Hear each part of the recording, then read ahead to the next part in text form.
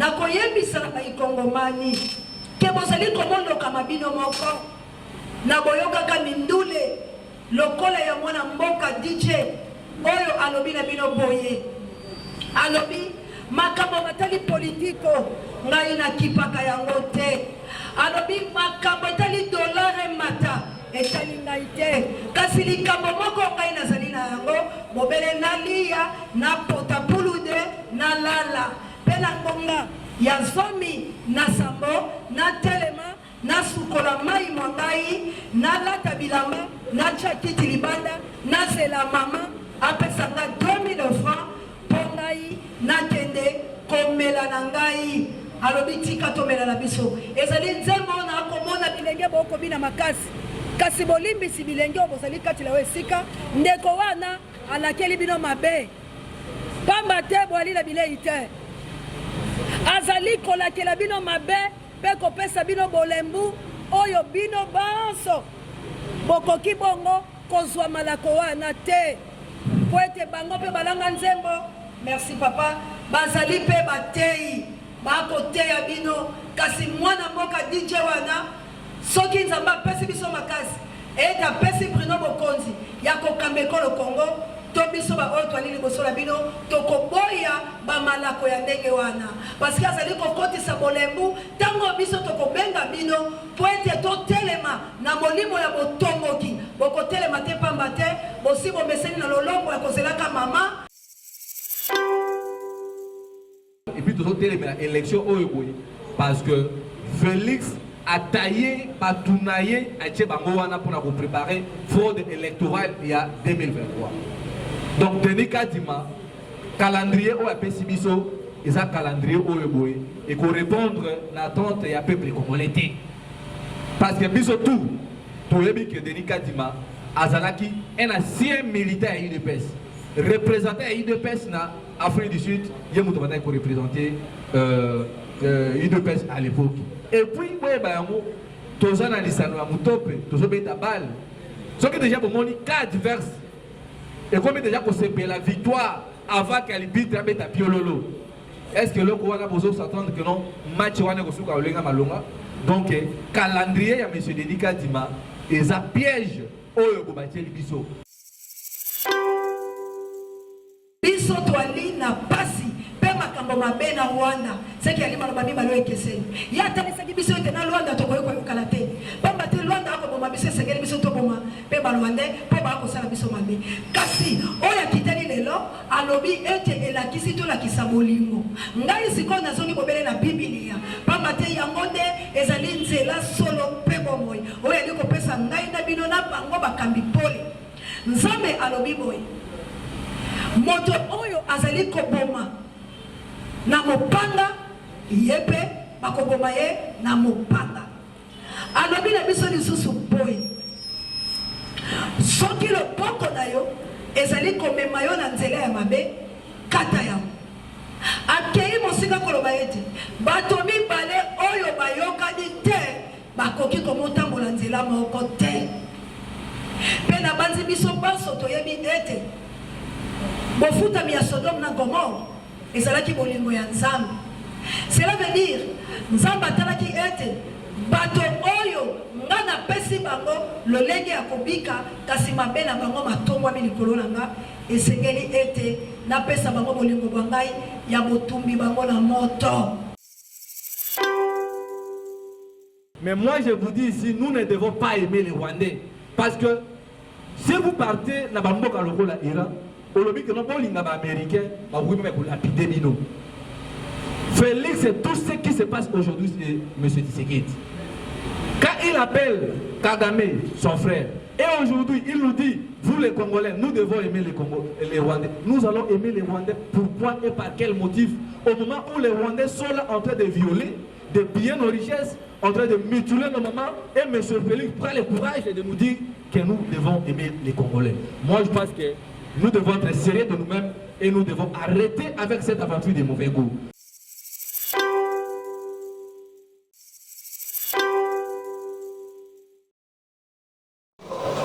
Bienvenue à vous nos fidèles internautes de Lelo Makambu TV et Zelbongo Wabino Cadet Moussambala, chocolat de la presse congolaise. Tokiti Bongo Lelo na Milul Owa Basiliko Benga Biso ya Ndeko Mama Océan de la presse congolaise et Longo Namona Mboka Bruno Mbenga organiser Bongo point de presse moko na matali politique parce que Lelo Makambu Toko taka partout Lelo Makambu Kiti Bongo na matali politique ya Mboka Congo Pambate ata okimi politique yango ekolanda yo bisika nyoso tout okozala alors toko ensemble biso na bino toyoka mayeni ne basili ko biengela biso mokolo moyo na tina kotala évolution ya mboka na biso ensemble avec mon cameraman toke ne kolanda c'est bon toke oete oposi na biso mosala ya kolobela bongo ekolo to kobimbela ekolo yango na ntongo na lelo tobeleli yo kati na milulu oyo tokosolola na bandeko na biso bapanzi sango tobeli bobele yo nzambe na nguya ozala na biso papa molimo mosanto na yo nde kamba biso tobima libanda ya makambo oyo ezali motuya te kasi tolobela yango mpe bato bayoka yango mpe tosalela yango na ntina ya liseko ya ekolo ya biso pamba te ata koni ekeke ya baoyo balekaki liboso na biso lokola Mose to Yosua yango nyonso babundelaki bobele ekolo bakambi bayo banso to baoyo otindaki bango na se na moi bitumba ezalaki bobele ya kopesa lisekwa na bayibo moto wa bato kasi lekolo na biso pasi ezali kufa minyoko makambo moko te ekotambola yango tolobela bokasi na biso moko tokokoka te nde tobeleli ngolu na yo ezinga biso kati na yo esika mpe molimo mosanto na ye ekamba biso molimo nyonso ya bokeseni tozangisi yango misala na kombo na yesu kristo banda na biso mpe suka na biso na kimia nde tobondeli na kolika ete okozala na biso elongo na kombo na kristo yesu oyo azali mokonzi mpe mobisi na biso amen. Amen. Il est fort pour l'indépendance, pressons nos fronts, dans ta bourrée, et pour les morts, et dans les fidèles, dans la paix au perdant, avec la paix, nous bâtirons un pays. Dans la paix citoyenne, entonner l'hymne sacré de notre solidarité, fièrement saluer la belle de notre souveraineté. L'eau bénite,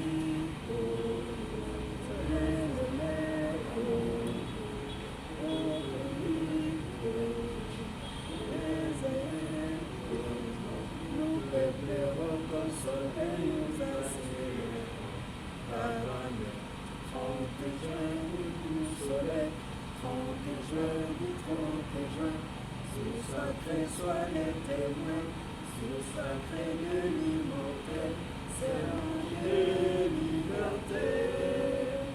Et nous lèvons à notre prospérité toujours. Bonjour une fois de plus. Je pense que ce n'est pas pour la première fois de tenir des t-shirts de tel genre de points de presse. Nous supposons que nous sommes habitués pendant cet échange. Nous sommes avec Madame Océan du Congo et puis moi qui vous parle, Mbenga Misala Prénom.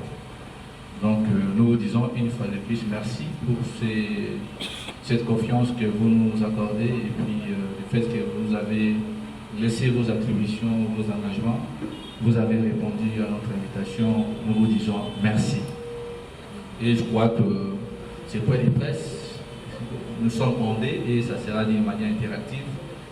Nous allons co-animer ces points de presse ensemble avec Maman Océan du Congo. Merci. Mais avant tout, nous allons débuter par notre speech que nous avons prévu aujourd'hui. Et puis, comme la modératrice nous a dit, nous aurons une série de questions-réponses. Merci pour votre attention. Chers compatriotes, mesdames et messieurs, distingués invités à vos différents titres, nous allons tout d'abord nous acquitter de ces devoirs c'est lui de vous remercier d'avoir pris part à ces points de presse dont nous avons le privilège de faire attendre notre voix pour la cause de nos compatriotes. Chers amis de la presse, mesdames et messieurs, distingués invités à vos différents titres, ces points de presse tournent autour du thème « Le Congo mérite mieux ». Ensemble, avec un esprit révolutionniste, tout va changer. Il a pour objet d'éveiller la conscience de la population qui est victime de la manipulation et de l'égoïsme des politiciens qui n'envisagent que leurs intérêts. Ce peuple, désespéré de croire au développement de son pays, n'a pas toujours la chance de s'épanouir car le système actuel, jugé de tout monde, médiocre pour ne citer que ça, cherche à tout prix se maintenir au pouvoir. Chers amis de la presse, mesdames et messieurs, distingués invités à vos différents titres, notre exposé va s'articuler sur deux angles.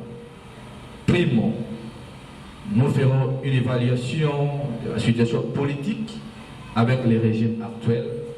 Secondo, nous parlerons de la révolution comme un moyen efficace pour résister et changer les systèmes de malgouvernance. Chers amis de la presse, mesdames et messieurs, distingués invités à vos différents titres, faire une évaluation de la situation politique à quelques mois des élections s'avère un exercice très important pour préparer la morale du peuple afin que ces derniers prennent conscience sur les choix des prochains gouvernements. Nous avions, depuis le début de cette année 2022, organisé plusieurs activités révolutionnaires, notamment des marches, des sit-ins devant les ambassades, des sites Rwanda, de la France, de la Belgique et devant la base de la MONUSCO. Ces manifestations ont bougé la capitale congolaise car c'est pour la cause du peuple congolais que nous revendiquons. L'affaire RAM, l'escroquerie à ciel ouvert de My God Rêve, la corruption des Jeep Palisades aux députés nationaux, 21 000 $ comme émolument des députés, pendant que le pays est déclaré pauvre, les nominations et le népotisme des mandataires de l'État ont été l'objet de nos marches durant cette année. Mais depuis lors, nous avons constaté une résistance du régime actuel qui jusqu'à présent ne prend pas les dispositifs pour changer les choses. Sur le plan économique, depuis l'élection de M. Félix Tshisekedi, la République démocratique du Congo connaît une crise socio-économique indescriptible. Elle est renforcée par une inflation galopante et une dévaluation de la monnaie nationale de près de 95% de sa valeur d'échange depuis 2019 face au dollar américain. Le projet sociétaire de M. Félix Tshisekedi semble être paradoxe à la réalité qui s'observe sur le terrain, car à ce jour, tous les indicateurs socio-économiques sont rouges. Le pays va mal. Sur le plan humanitaire et santé, le pays est toujours en proie à plusieurs épidémies virales mortelles. La crise sanitaire mondiale de la COVID-19 n'a pas épargné la RDC. Malgré les efforts que mène le corps médical de la RDC, l'État est incapable de rémunérer ses fils et filles du pays. Et comme conséquence, nous assistons à des grèves à répétition. Sur le plan sécuritaire et social, aujourd'hui, nul n'est ignorant du génocide que vivent l'Est de notre pays, dont la mainmise n'est plus inconnue, mais par ailleurs, tout le monde le connaît, il cite les Rwandais comme parrains des groupes armés, notamment les M23, qui sèment l'insécurité, occasionnant des pertes de vies humaines tous les jours. À peu près 7 mois déjà, la cité de Bunagana et des environs sont toujours sous contrôle des rebelles du M23, dont la majeure partie des activités des CITR sont paralysées par la présence des assaillants. Dans un contexte de guerre où la nécessité de s'offrir des armes s'avère une urgence, l'Union européenne, par l'appui de la France, s'articule avec la dernière énergie de refuser la levée de l'embargo d'achat d'armes pour la RDC. Mais en même temps, cette même communauté vient de donner 21 millions d'euros au Rwanda pour s'acheter des armes. Allez-y comprendre le pourquoi de cette injustice. Pour ce qui est du social, la situation du peuple congolais demeure précaire. Malgré les ressources que contient notre pays, la population vit dans des conditions très difficiles. Le peuple d'abord reste un slogan utopique. Chers compatriotes, chers amis de la presse, nous avons tous suivi la publication du calendrier électoral lu par M. Denis Kadima pour les prochains scrutins de 2023. Mais ce dernier calendrier craint car il est fait pour faciliter les fraudes et les glissements lors des élections. Les Congolais doivent savoir qu'à partir de ce calendrier, M. Denis Kadima donne la possibilité aux étrangers, d'où même les Rwandais vont se présenter pour s'enrôler. Voilà une stratégie de la tricherie à laquelle nous devons y opposer. C'est pourquoi nous les résistons. Nous appelons les jeunes de se lever pour contraindre ces projets pour les intérêts personnels de quelques individus.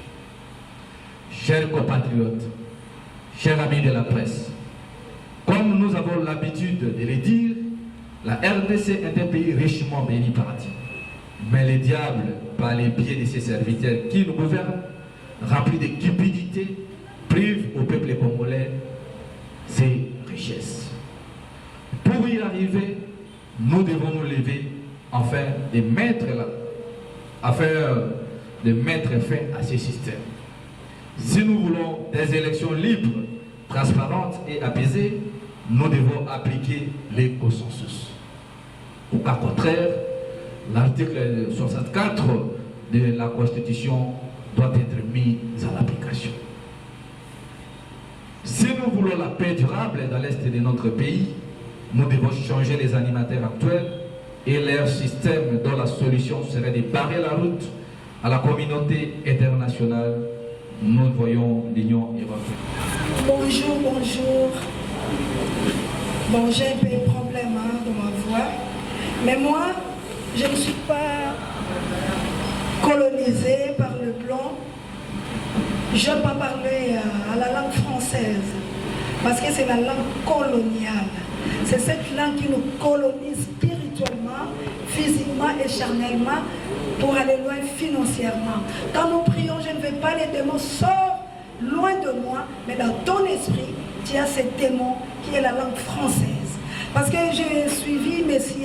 Kagame, notre agresseur, quand il est en train de parler, il parle dans sa langue maternelle. Il ne parle pas en français, il ne parle pas si c'est quoi. Il veut que les gens de sa famille ou les gens de son patrie saisissent ce qu'il est en train de dire. Alors moi aussi, je préfère parler en lingala pour que les gens de mon pays, ce qui est loin, au Congo central, à l'Équateur, machin, puissent mieux comprendre ce que nous sommes en train de faire ici.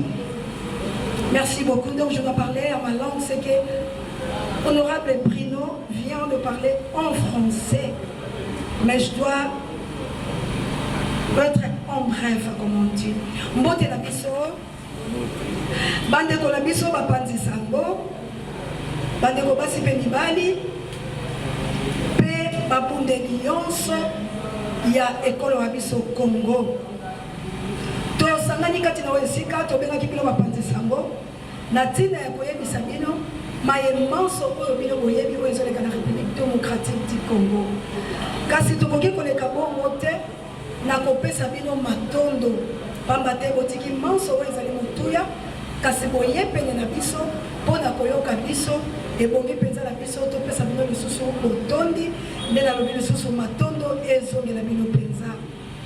Bandeko bapanzi sango mpe basi mpe mibali mpe bandeko oyo boyei na bokonzi wa bino, makambo toyali koloba lelo eyali ete ntina mwa yango ezali Congo ezali bongo komiko kesana na makambo malamu pe na lisanga na molimo ya kanza nde tokosenza elenge ya esaleli na kati ekolo wa biso Congo seke tolobi malamu ete na lisanga pe na molimo ya kanza nde tokosenza elenge ya ebikeli ekolo wa biso Congo kasi bino banso boyebi ete na kati ya ekolo wa biso kimia moralité toali bongo na etumba oyo bali koboma mikolo na mikolo pe babundeli ba biso boyebi bango malamu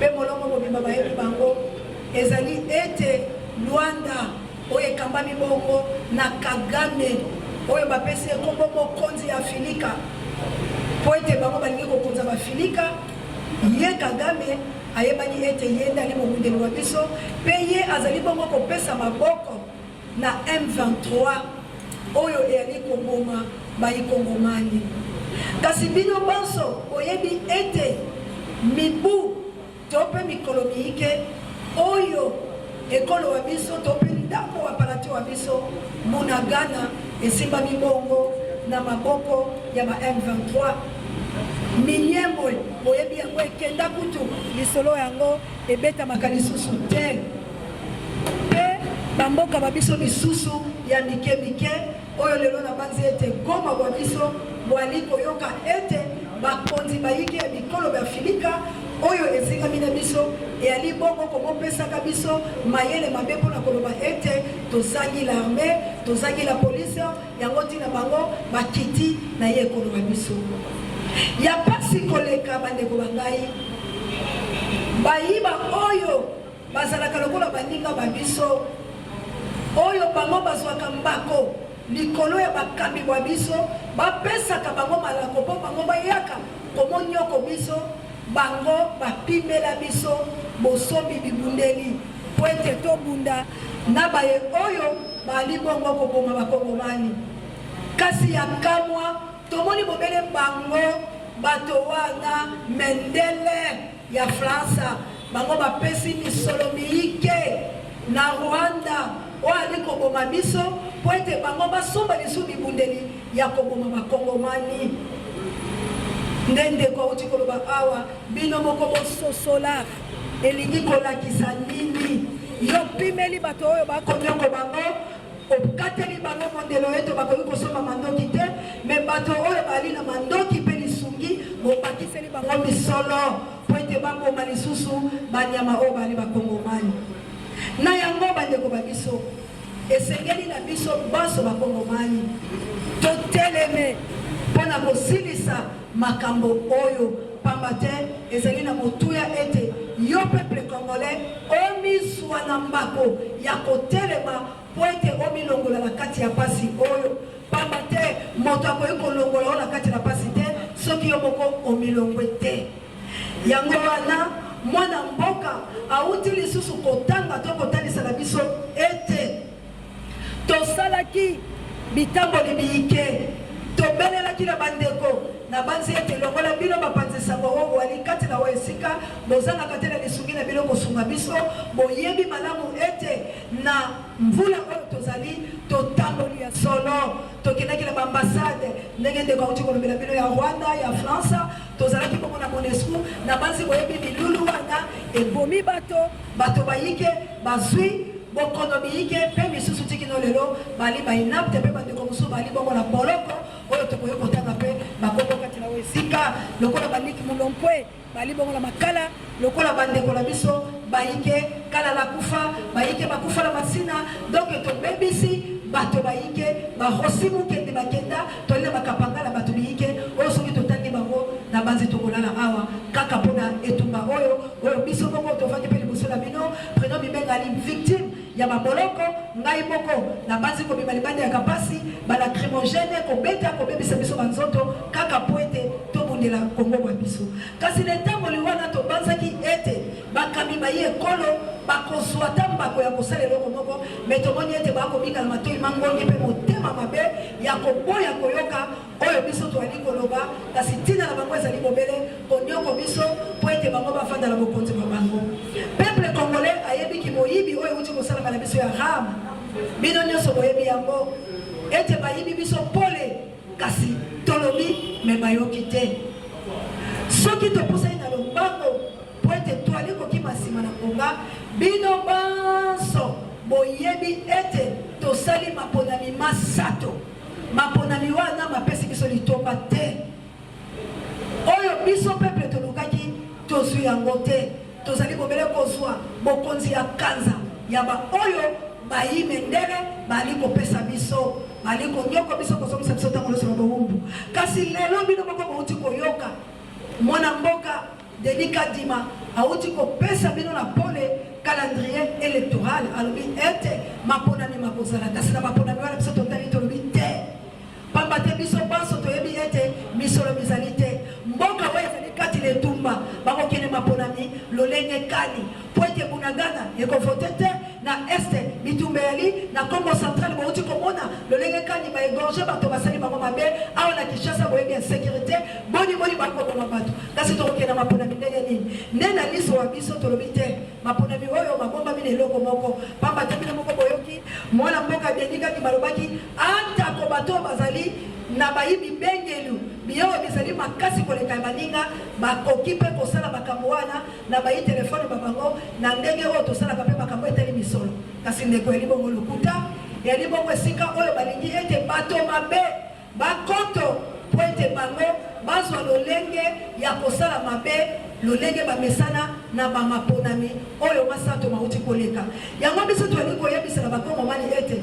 bofungola biso na maponami oyo ezali ya malamu te pamba te na ekendele nango toyebi biso banso ete M23 ezali kosenga bongo bango bakoto na kati ya l'armée congolaise bango bazala lokola bakongomani bango mpe babika kozwa bisika bizali likolo ya kokambami ya ye ekolo Kongo boyebi yango malamu eyali koleka na se mpe na likolo pema yali malamu te kasi ntango tokoloba tokende bongo kozwa bakala te wa biso mpona maponami totali na liso ete barwande bakozala na kati mpe bapaya mosusu yango tolobi te maponami makoki kolekela biso bongo te mpe bakoma nyamu bokoki kosalama te ete biso bakongomani tokanga bibebu ba biso yango tolobi lokola nzambe tata aloba mpona bolingo ya Israele ngai nzambe na bango nakokanga monoko te yango biso mpe na kati na oyo esika balobele ye ekolo Kongo babundele ye ekolo Kongo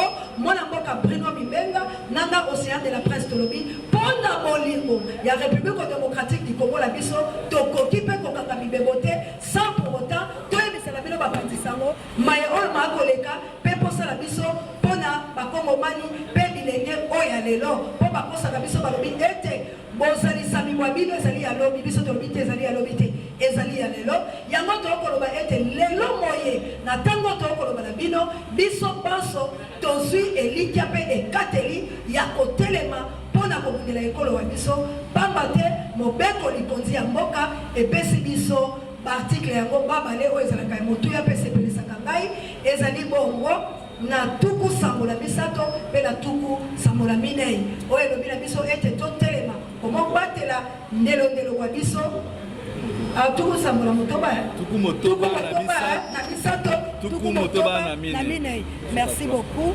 63 P64 micro s'il vous plaît na yango nde tokomi batela bandelo ba biso mpe tokomi telema na bokasi bonso kolongola bokonzi oyo ezali konyoko biso mpe ezali kobangisa bakongomani mpona koumela mpona kokende kokomalanga na mwasuka na banzi ete mikolo oyo na etando eke boyoki maloba oyo mwana mboka Félix Antoine Tshilombo auti koloba bongo na ekolo wa biso apesi biso malako ya koloba bolingo pamba te alobi na biso tokoki koyina balwanda te tokoki kosala na bango mabe te kasi biso tolakisa bango bolingo po ete bango bali bato na pasi nga nalobi yali lokuta soki tozwi ndeko baye oyo autaki koleka po ete ye azalaka na bandeko mwana mboka oyo nalingaka kotanga nkombo na ye te po ete pasi mwa biso makasi ezali bobele ye mwana mboka wana aloba boye alobi ete na bozalisami na bato nyonso biso toali na pasi mpe makambo mabe na Rwanda seki yali maloba mibale oyo ekeseni ye atanisaki biso ete na Rwanda tokoki koyokana te pamba te Rwanda akoboma boma biso esengeli biso toboma mpe balwande mpo bakosala biso mabe kasi oyo akiteli lelo alobi ete elakisi tolakisa bolingo ngai sikoyo nazongi bobele na bibilia pamba te yango nde ezali nzela solo mpe bomoi oyo ali kopesa ngai na bino na bango bakambi pole nzambe alobi boye moto oyo azali koboma na mopanga ye mpe bakoboma ye na mopanga alobi na biso lisusu boye soki loboko na yo ezali komema yo na nzela ya mabe kata yango akei mosika koloba ete bato mibale oyo bayokani te bakoki komotambola nzela moko te mpe na banzi biso banso toyebi ete bofutami ya Sodome na Gomore ezalaki bolingo ya nzambe cela veut dire nzambe atalaki ete bato oyo nga napesi bango lolenge ya kobika kasi mabe na bango matombwami likolo na nga esengeli ete napesa bango bolingo bwa ngai ya botumbi bango na moto ndeko na ngai biso bakongomani bandeko na ngai balingami bapanzi sango biso banso toyebi ete bolingo na nzambe ezali kotoso mibeko ya ye soki totosi ye te tokotambola malamu te boni bayi kongomani soki nzambe ye moko alobi vengeance ezali alobi boya moto oyo tokabola na moto oyo akotala yo na mabe kata loboko na yo soki ekomema yo na mabe bongo boni moto oyo akoviole yo moto oyo akoboma yo moto oyo akoboma bana na yo moto oyo akokata yo akosambwisa yo akoyiba biloko bya yo otalisa ye bolingo na banzi bolingo na biso ezali mpe kozongisa ndenge bolobaka na lokota ya lifalancé rendre à César ce qui est à César et rendre à Dieu ce qui est à Dieu boye te bakongomani na banzi tokoliki ya bongo na kozongisela bayiba agresseur na biso bayiba loki ya ye ekolo Kongo bayiba botoli ya bolingo to ya kobika ya bakongomani kozongisela bango mpe monnaie ya pièce na bango yango biso tokoloba ete tokosala guerre contre le Rwanda pona kosukisa na koyebisa na baikongomani ke bozali komondoka mabino moko na boyokaka mindule lokola ya mwana mboka DJ oyo alobi na bino boye alobi makambo matali politiko ngai nakipaka yango te alobi makambo etali dolare mata etali ngai te kasi likambo moko ngai nazali na yango bobele nalia na potapulude na lala mpe na ngonga ya zomi na sambo na telema na sukola mai mwa ngai nalata bilamba natya kiti libanda nazela mama apesanga 2000 francs mpo ngai nakende komela na ngai alobi tika tomela na biso ezali nzembo na akomona bilenge bokobina makasi kasi bolimbisi bilenge oyo bozali kati na yo esika ndeko wana alakeli bino mabe pamba te bwali na bilei te azali kolakela bino mabe mpe kopesa bino bolembu oyo bino banso bokoki bongo kozwa malako wana te po ete bango mpe balanga nzembo merci papa bazali mpe bateyi bakoteya bino kasi mwana mboka DJ wana soki nzambe apesi biso makasi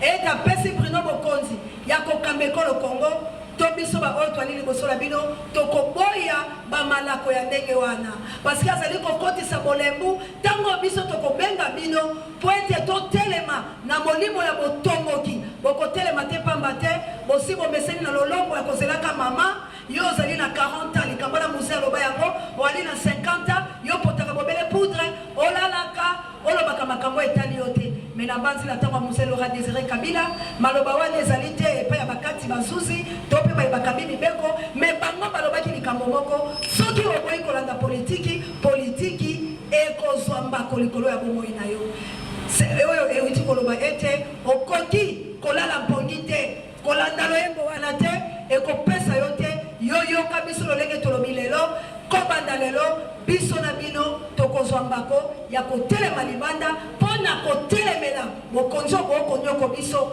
tozwa richesse te bajeunesse bamona pasi baboti bafutama te bagreve mikolo iso yango biso tolobi matondo na bino pe bolanda biso na bokebi nzela ekozala bilei na biso biso na bino tobundela ekolo ya biso tokoyiba te tokosala mabe te kasi moto oyo akotelema mpona kopekisa lolenge ya etamboli to mpe ya kobikisa ekolo ya biso nde moto wana tokomona ye lokola enemi nde ye akokutana na biso nalobi boye mpe nasilisi matondo na bino merci na bino bapanzi sango mpe na bandeko nyonso oyo boyaki katela oyo esika na banzi nalobi mpe nasilisi. Allô? Merci beaucoup, Maman Océan, pour l'intervention. J'ai relevé la contradiction entre vous deux. Il y a Madame Océan qui parle probablement d'un report des élections, vu la situation sécuritaire à l'Est. Et vous, Monsieur Bruno Mubenga, vous tenez mort de kiss à la tenue des élections malgré l'agression rwandaise. Alors, j'aimerais que vous deux vous concertez et puis vous donnez réellement qu'est-ce que vous voulez. Parce que comme disait ma conseillère, vous disiez autrefois que non, il n'y aura pas des élections. Monsieur Denis Kadima a publié les calendriers, vous mettez en cause. Donc c'est vouloir une chose et son contraire. Alors, ma seule question est de savoir à Monsieur Bruno Mubenga, que reprochez-vous aujourd'hui à Denis Kadima? Deuxième question, suite à l'agression dont la République démocratique du Congo est victime, vous ne voyez pas qu'on peut reporter les élections en attendant que la situation se rétablisse? Merci. Bonjour à tous. Je m'appelle Eji Domboum, journaliste Le Peuple d'abord télévision. J'ai deux questions. Une, je vais l'adresser à M. Bruno et l'autre à Mme Océan. Monsieur Bruno, vous décriez la situation socio-économique que vous jugez d'être précaire. Pourtant, le président de la République, depuis son accession au pouvoir, a redonné à l'IGF sa place d'antan. Et grâce à la patrouille financière, l'argent...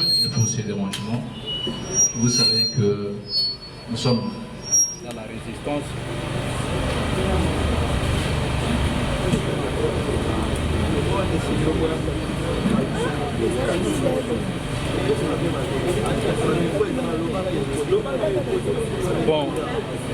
Bon, les Misabiso parce que sont ils ont dérangé. Et puis tous en la résistance, tous en a moyen vraiment pour la Abino dans ma condition essentielle. Mais avant toute chose, je répondrai directement à M. Josué. Nous ne sommes pas en contradiction avec Maman Océan. Si pas ce qu'elle vient de dire, c'est ça notre façon de voir les choses. Il n'y a pas de contradiction. Peut-être qu'il y a l'Oubeli à mon alina, la paix dans le bâtiment français, mais tout ce que nous allons dire ici, c'est ça. Donc nous avons presque même idée. Je m'en vais directement pour répondre Madame Grady. L'union sonne bazalaki, basepelaki na moté. Yango somona lelo oyo boye. Tous autres la calendrier électoral et puis tous autres l'élection au Uruguay. Parce que Félix a taillé, a tournaillé, a été pour préparer fraude électorale il y a 2023. Donc Denis Kadima, calendrier au APCBISO, et ça calendrier au Uruguay. Et qu'on répondre à l'attente et à peuple congolais. Parce que biso tout le que Denis Kadima, Azalaki, un ancien militaire à UDPS. Représenté à UDPS na Afrique du Sud, il y a beaucoup de représenté UDPS à l'époque. Et puis, tous en alisano à Moutope, tous en balle. Ce qui est déjà pour moi, cas divers. Et comme déjà pour la victoire avant qu'elle bite à Piololo. Est-ce que le Kouana Bozo s'attend que non, match Wana Gosuka Olenga Malonga? Donc, calendrier à M. Denis Kadima, et ça piège au Biso. Parce que bayebi ke bazana makokité il y a organisé ba élection il y a mwana bomoni loko les loko oyo bato tout babino to kende ba polami to sala boye eza loko le loko lokoso baloki ba pesa biso ke loko oyo boye ke non soki to kei e kozala au bénéfice na bango il y a mwana bomoni biso etake ba résistant toza ko télémer la calendrier électoral wana poto yebi ke non peuple congolais a souffert. Kaka na 4 ans ya pamba oyo boye bomoni makambo ndenge za kotambola. Donc pour remettre tout le bili kamouté puis doter les médias. Nous avons besoin d'élection, mais avant élection et ça il faut préalable il faut ça réunir consensus. Il fait ça la partie prenante avant de discuter et puis là à ce moment tu reluka mutu oyoboye azana moralité ya malamu oyoboye akozala na impartialité pour la couper sa biso maponami na lolenge oyoboye esengeli ezate ke lokola ndeto moni wana soki na seni kaka ba militaire yi de base aucun cour constitutionnel au kutaka ndeko na biso oyoboye je ne sais pas le terme mais moi je ne suis pas si tribal mais vous allez voir que non ma poste est clé aucun cour constitutionnelle, cour de cassation, ma ministère, vous allez voir toujours que non, moi groupe Kakayabatu. Et à ce moment-là, quand que non, en 2023, surtout que ma ponami, pour démontrer la mission de Guatouni, vous allez voir que Denis Kadima doit démissionner. Ce que Denis Kadima doit démissionner, c'est dans le bingo d'ici la semaine qui vient, qui est devant nous, pour aller à la barabale. Donc, nous avons besoin d'élections, mais élection, il y a malonga, élection où il faut répondre à l'attente de la population. Mais ce qui est dans le bina que nous musique, Madame Grady, il y a un contexte où dans un pays où il y a 4 occupations, nous ne pouvons plus parler des élections. Nous devons d'abord défendre notre patrie qui est menacée, qui est envahie par les expansionnistes. Parce qu'on travaille en connivence dans le régime Yakitchasa. Parce que ceux qui même Boutali, à l'époque, dans la France, ils allaient qui occupaient, à l'obéla qui élection, parce que partout où ils diriger ils sont au service, il y a des Rwandais, et puis ils sont au service, il y a des Occidentaux, il y a moins de souffrance, ils ont toujours continué à délérer. Dans un pays occupé comme le nôtre, nous ne pouvons plus parler des élections, nous devons nous lever comme un seul homme. Il y a pour repousser et après nous allons maintenant nous organiser puis pour parce que ma élection je cite à l'époque son excellence Adolphe Mozito a depuis 2019 que ce régime pas la volonté à organiser ma ponamité. Et alors vous croyez que nous avons 11 mois Denis Kadima avec tout ce que nous sommes en train de voir aujourd'hui, indicateur Union César Rouge, il va nous donner de bonnes élections. Moi, je ne crois pas. Donc par rapport à votre question, voilà, je peux répondre à ça. Par rapport à Motuna, il y a Ndeko Josué, il y a tout 30, autour de Bissoni, il toujours reproché à Denis Kadima. Et puis par rapport à l'agression, Oyoboé, Toza victime d'amour. Et là, toujours reproché à Denis Kadima, Aza aussi. Oui, Denis Kadima, et là, toujours reproché, et ça que Denis Kadima n'est pas impartial. Denis Kadima est au service de M. Chilombo, de M. Félix. Raison pour laquelle nous sommes en train de s'opposer, parce qu'il n'est pas à mesure de nous donner des bonnes élections. Comment est-il possible vous accepter d'être président d'une si grande, je peux dire, organisation comme la CENI, mais vous n'avez pas de moyens pour organiser des élections? Alors, il serait mieux que M. Denis Kadima puisse renoncer à cette responsabilité, parce qu'au début, nous avons dit, depuis que M. Félix avait pris le pouvoir par les moyens de la tricherie, normalement, en 2019, il pensait de mettre le gouvernement pression pour enlever quelque chose pour les organisations dans les jours à venir. Mais pour le moment, c'est déjà trop tard et je ne crois pas que le gouvernement de ceux qui sont là vont débloquer une grosse somme que M. Denis Kadima avait voulu pour la CENI. Et puis par rapport à l'agression que nous subissons le Congo par les Rwandais, moi je pense que j'ai suivi, nous avons tous suivi les pasteurs, je ne sais pas, Félix est devenu pasteur depuis quand? Parce que maman aussi a l'obéla qui a quand Félix fait allusion, il dit nous devons aimer les Rwandais. Mais moi je vous dis ici, nous ne devons pas aimer les Rwandais. Parce que si vous partez dans le Iran, américain, Félix, c'est tout ce qui se passe aujourd'hui, c'est M. Tshisekedi. Quand il appelle Kagame, son frère, et aujourd'hui il nous dit, vous les Congolais, nous devons aimer les Rwandais. Nous allons aimer les Rwandais. Pourquoi et par quel motif? Au moment où les Rwandais sont là en train de violer de piller nos richesses, en train de mutiler nos mamans, et M. Félix prend le courage de nous dire que nous devons aimer les Congolais. Moi, je pense que nous devons être sérieux de nous-mêmes et nous devons arrêter avec cette aventure de mauvais goût. Parce qu'aujourd'hui, l'Est de notre pays est agressé, et aujourd'hui, comme nous sommes ici, à Fizi, à Rutshuru, au niveau de Bunagana, à violé Mutumoko Lelo. Donc, vous devez comprendre que M. Tshisekedi est au service des Rwandais. Si par procuration M. Félix changerait plutôt sa nationalité rwandaise, alors là ça n'engage que lui. Mais pour l'habit au peuple congolais, les Rwandais sont nos ennemis éternels. Une fois que nous allons prendre le pouvoir, Maman Osea et Bruno Mibenga, nous allons mettre Makambu Oyeboui, Yaba Rwandais, na école maternelle, comme na maternelle, à niveau universitaire que non, les Rwandais resteront nos éternels ennemis. Donc par rapport à l'agression, nous avons subi, et ça que nous avons ça, jeunes, nous avons ça, peuple congolais, dans l'Assemblée, nous devons nous lever. Nous devons nous lever comme un seul homme. L'article 63, tout comme ça, tout le monde a mis ça, et ça clair, les jeunes, chefs coutumiers, les notables, les députés, les sango, tous ont l'obligation de combattre la mabélé na biso au cas où ils sont menacés.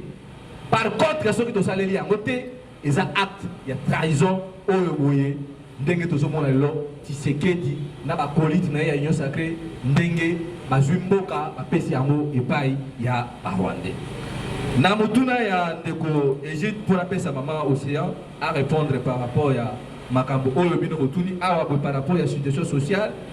Na éviter ce qui ndeko Égypte ndeko la bukina tongo olongoi na place na bino musala na supposé que olena noter le côté parce que tant que le bac oyo lo bigu tout que 14 milliards mais nous avons informé que non assemblée nationale oyo est illégitime ba outi ko adopter budget à 15 milliards makambo oyo boye mutu na bino ya finance oyo asala ka babiloko na yo non bato wana nyonso bozomona bango soki réellement mbongo mataki na mboka tolinga ki toyeba na condition de vie ya bato papier mouchoir oyo botozosala les ana combien et comme 500 francs 600 francs alors yo zobisa biso que non musala eza kosala makitoko musala eza kosala makitoko parce que régime ya Kisasa na bato otangi kombo na bango awa boye bango nde bazoyi bambongo et non peuple congolais azo se retrouver donc itumba na biso ba résistant Maman Océan Bruno Mibenga na bande komisus o tozala na bango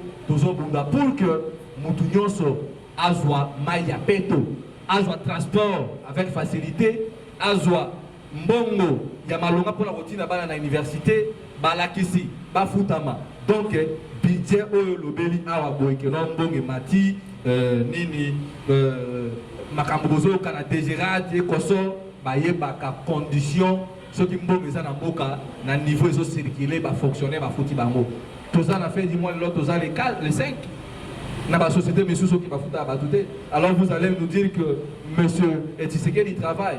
Ces régimes, nous avons dit dès le départ, ils sont incompétents pour résoudre le problème de transport, pour résoudre le problème des étudiants, pour résoudre le problème de l'insécurité. Mais ils sont compétents tant qu'ils ont bongo, ils ont villa en Belgique, ils ont palissade, ils ont matissé la député bongo, ou ils sont compétents. Donc, votre question par rapport à cette situation sociale, jusqu'à présent, ils sont rouges. Parce que ce qui est na masina ou qui est na lemba ou mona kelon ni ba bien en microbos so yebi microbos te kendeta na 15 na masina au mona ke mikuwa ya soso basote kango. Alors vous allez nous dire que non condition de vie ça madame nyonso bozoyo kawana bazo de la bino la télévision ils a le puta et puis ils a qui populisme oh le boy régime ya Kinshasa ba échoué il y a wana tozo telemela que d'ici dans les jours à venir Batoua na bakeni. Tozo sala opposition te contre Tshisekedi. Nous sommes opposants à système ya Moïbi. Ya Tshisekedi. Toza opposants à système ya mal gérance ya gestion ya l'état. Toza ko sala opposition ya système ya tribalisme oyo boza installé na mboka na biso. Nous n'allons pas dire que nous sommes opposants directs à l'individu Tshisekedi parce que surtout pour nous Tshisekedi comme individu demain il va passer, et puis système, il y a Moyibi, il y a népotisme, incompétence et gotikala. Donc, nous sommes clairs, nous sommes opposants à régime Oyoboé, dans le système de travail Nabango. Et puis, pour la guerre, souhaitez-vous aller à guerre avec les Rwandais? Je pense que la seule solution pour résoudre le problème à l'Est, Yamboka Nabiso, est clair. Parce que Bolanda qui, moi, Namboka, je cite, parce que c'est lui qui avait d'ailleurs déclaré ça, Mozito l'avait dit, pour remettre la sécurité à l'Est, nous devons faire la guerre avec les Rwandais. Comment est-il possible Tozananda, Yozali, Mukolo, la famille, moi, je suis un peu de temps pour déranger. Je suis un peu de temps pour déranger. Maman, tu es là, tu es là, tu es là. Attends, moi, je suis un peu de temps. Attends, maître Toura Zana Simanae. Betaï nan. Comme ça, tu as un peu de temps. Après, tu as un peu de temps. Nani maître Toro. Bisika que naï comme muto otinaki ngai. Ba beti ngai. Et à ce moment-là, ce qui va pouya, moi, je suis un réserve. Donc, pour le moment, je pense que la meilleure des solutions, nous devons faire la guerre avec le Rwanda. Ce qui, par Rwanda, va gagner biso, mais éthiquement, histoire que non, nous avons défendu notre souveraineté. Mais vu que ce régime, Otozanango, source et à pouvoir na Bango, et Zouama na Rwanda, yango bozomona à chaque moment pasteur Tshisekedi, azoloba maloba tendre, bande kunabiso Kagame, mon frère Paul Kagame, et voilà, ce qui a commis pasteur. Ceux qui bon, la vie de ce pasteur Roland dans leur côté, il y a département d'évangélisation,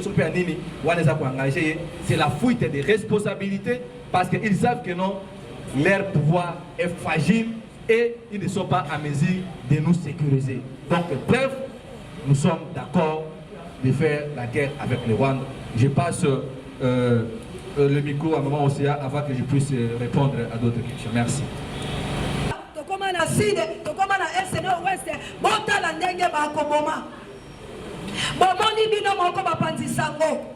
Ndenge bato bakimi na dumi. Et alibe mikolo mibale. Lelo ndenge tokolo baboy. Na konto fungola telefone ngana tali sabino ndenge ba violé. Na mikolo bileki bomoni mwana moke babeti masasi na moto babomi mama na ye. Na mikolo kuna bomonaki mama kufi mwana akomela libele. Bongo ya lipasite eko swa bino te bapandisa ngo po ete bolamuka bo pesa malako masolo po ete bino bozali première puissance pe quatrième pouvoir kasi mosala na bino ya linini kotelemela makambo mabe pe ko dénoncer ben sanité ko boya ko beta mbela ko komisa sango bisika bato bakokomisa sango te bo banga maloko te bondi mabakufa la bosono po ete bato bakoyoka bino koleka tango mususu biso tovandi po ete bino waliba kamia liboso pe bapesi bino pouvoir ya minei oyo kaka papa Tshisekedi alakisaka na bino tango bino bokobanga koloba bosolo esengeli tobunda iyo na mboka oyo ezali okipe maponani mazali na motuya te po ete biso nyonso toyembaki que président Fayulu, notre candidat, commençant par moi Mboka Chilombo. Premier Adolphe Muzitu, atali alobi makambo ekosuka boyete esengeli tosa la guerre azwi maloba ya bonkonde ya Mzee Laurent Désiré Kabila. Penga ilelo na ko yebisa bino bapanzi sango. Na mituna na bino ekobaluka bobele na likambo moko ndenge nzamba lobaki na mibeko zomi oyo bemi bale ya motuya linganga nzambe pe linga mozala nisina yo. Yango ngai pe nazongiseli bino na kati ya mituna nyonso oyo ezali bobele Kongomani tosala etumba na Rwanda. Soki tosali etumba ndeko lobaki tosala bibundeli te bibundeli bizali. Papa te na ebite Mobutu Sese Seko lobaki na biso na kampisa wa bombe moko ezalaka wana.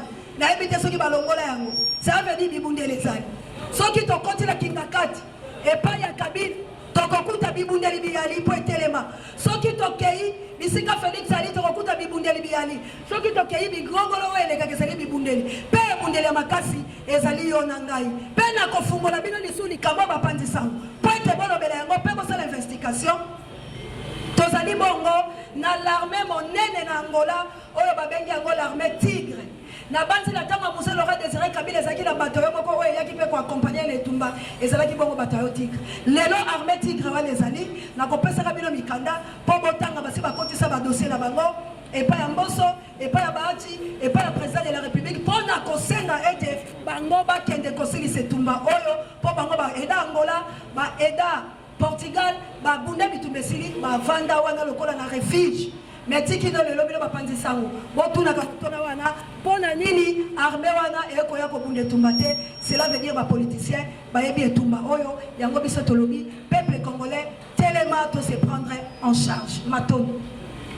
Merci ndeko donc atunaki par baindis nini ezola ki sa tricherie à monsieur Denis Kadima par rapport à baindis eza ebele boyebi toyebi biso nyonso que calendrier électoral basali ba modification na par exemple tozwi na Kasai ezalaki na taux ya pourcentage élevé mais lelo oyo bozozwi espace grand Kasai bapesi bango 25% ya baélectorat eza kotalisa déjà que non 25% wana na élection na biso na Congo ezala déjà moto abimi premier yende wana déjà pour constitutionnel osala nini eko endima biloko wana et puis bon na tricherie mosusu na Kinshasa awa botozalaki na taux ya 19% baréduire biso na Kinshasa bapesi 13%. Cela démontre que même taux ya badéputé nationaux na biso ya Kinshasa même provincial beaucoup monde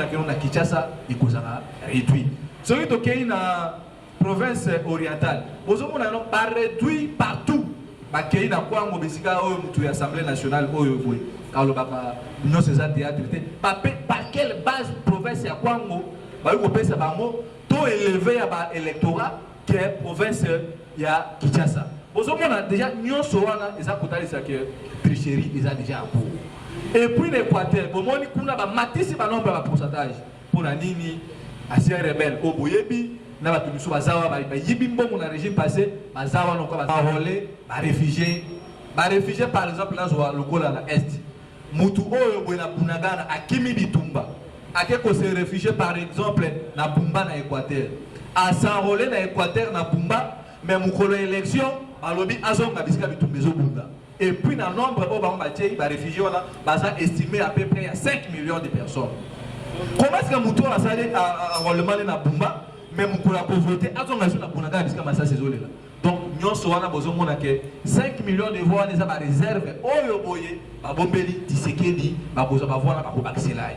Et puis à souka ba lobby il faut enrôlement et ça le la diaspora équivalent à 2 millions de diaspora. Na kati ya ba diaspora wana bazui déjà plus de 1,500,000 diaspora oyo boye bebele bakosaroler la bangote soki ba misu bakosanfouter nango 1,500,000 bakopesa Tshisekedi botala est-ce que sagesse place nini oyo boye ezali o Denis Kadima azolinga pesa biso ba élection lokola toyebi ke ba leader politique congolais ba acteur politique baza le koso ya pouvoir bakobo ya calendrier électoral oyo boye et à ce moment-là Tshisekedi a besoin raison botala biso to pesa ki calendrier aboyi alors boya bosa neni to vanda to solola to kabola gato biso peuple congolais ba jeune nous allons faire tout ya ko s'opposer ce qui maloko e otonda le quoi la Félix na de konaye frère nae Kagame ba komo sa biso ba G parce que nous sommes besoin mon insécurité à l'est tout a été déjà planifié parce que baza a besoin ya ko balkaniser mboka na biso d'une manière ya douceur ndebo moni lelo ba créer ba zone tapon ba créer ba force ya EAC et koso si nous ne faisons pas attention lobby ba no biso to kobota bo mona ke non to koluka place ya kotia bango parce que ba nilotique na ba occidentaux ba comprendre que non la jeunesse congolaise nous les Bantous nous sommes distraits, on ne produit absolument rien. Il y a moins de va profiter de la faiblesse. Il y a un régime, il y a Kinshasa, pour avancer dans la balkanisation.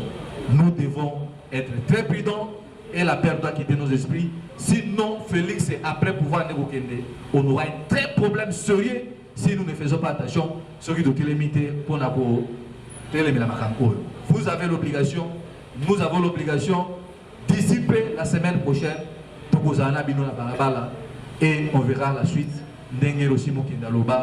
Le peuple gagne toujours. Merci. Question directe avec les journalistes parce que toujours il y a 12 espaces et tout le monde a question. Merci.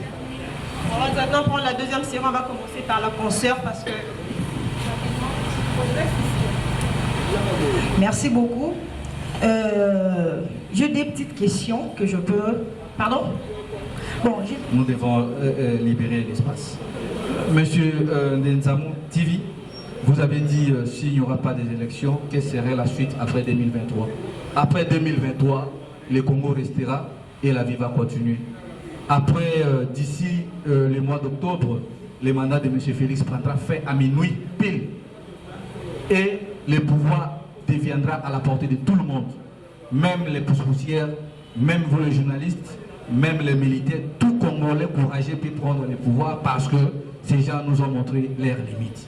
Donc par là, je cite que non, Félix et Mandan est aussi dans le mois d'octobre, dans minuit, pouvoir de à disposition à Moutounios. Même où a gagné l'élection, même où a triché l'élection, où va diriger, bien, Mandan c'est aussi là, dans le mois d'octobre, et puis pouvoir de à la portée de tout le monde. Donc par rapport à la Russie, tout ce qui est dans la Russie, c'est que nous avons fait un cadeau. Le problème est que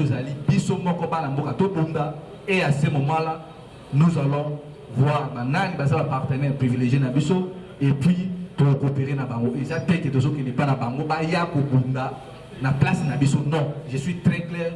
Nous les jeunes, nous devons prendre notre responsabilité et pas peut-être. Parce que tout le monde a même un peu RDC Zaïre à l'époque qui est intervenu dans Bambo Kamissous, mais une grande responsabilité, ce n'est pas abattoir. Donc, après 2023, le Congo restera, mais élection ou pas élection, M. Félix va partir et le plus courageux pourra tous prendre le pouvoir afin que tout libérer dans le monde dans la occupation. Et puis, le pasteur Félix, notre frère Naé Kadame, on a l'église dans le monde. Merci. Na banzolobi Paul Kagame azolobake yete azosala guerre na biso ezali bobele biso moko bakongomani na banzeza bongo matondo na banzela kutaki ko répondre mama na ngai Rachel Mopati Sango likambo wana ezali nini pamba te na banzi biloso boyebi ete ba M23 bali ya biso te bali ya barwandais mais bango balobi ete bazalaki awa na mese Tshisekedi en 2019, depuis février, abandaki ko coopérer bake mars juillet tito ko ba yango tamu so ko mususu so ki toyena bitando ya bino viton mende ko ngai yo zali mopanzi sango ya mayele oyebi ete mobomi oyo azoboma yo liboso na bato akoluka bobele raison akondi bateke nga mutu na bomaki mais ce côté la communauté internationale mobimba ba misusu balobi ete tokokanga Kagame pour ete yenda zali ko agresser République démocratique du Congo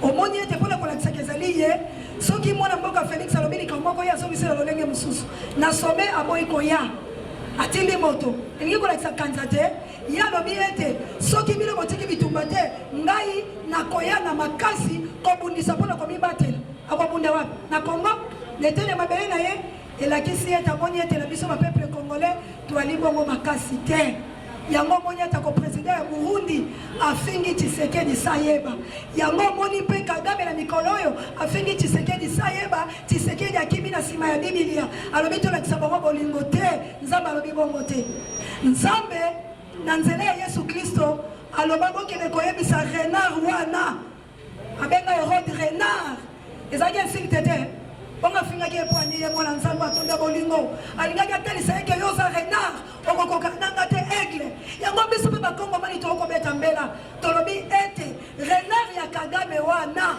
tokoya kosilisana na ye este na biso tokozala liboke moko mpona kosilisa etumbala pamba te ndeko na nga barwandais basi bazingi biso lolenge toali awa soki kaka tokosani na maponami oyo ya malonga te okondibelanga ndeko na nga lao tokokima pamba te bango nde bakokamba ekozala Félix te mpo basi batie mandoki bakotalisa la Félix ke sala bobele oyo biso tolobaki na yo kasi tikilo lelo Félix aza lokola Yona oyo tobenga Jonas boyebi quand même na Bible bapesa ye mission na Ninive akele kote ya liloba ya akimaki akopesa bato mbonge biloko bikozinda yango Félix akosala bakongolais congolais akokufa mpo kilo ezali epa Félix congolais akoviolame kilo eza pa Félix esengeli Félix alo batali lo bamoko lokola yona bobwaka ngai na mai po ete mbeba nyonso ya lingai Félix alobi ngai nde na ye na solution aussi lota ye aza problème aussi lota ye aza malade olia aloba peuple congolais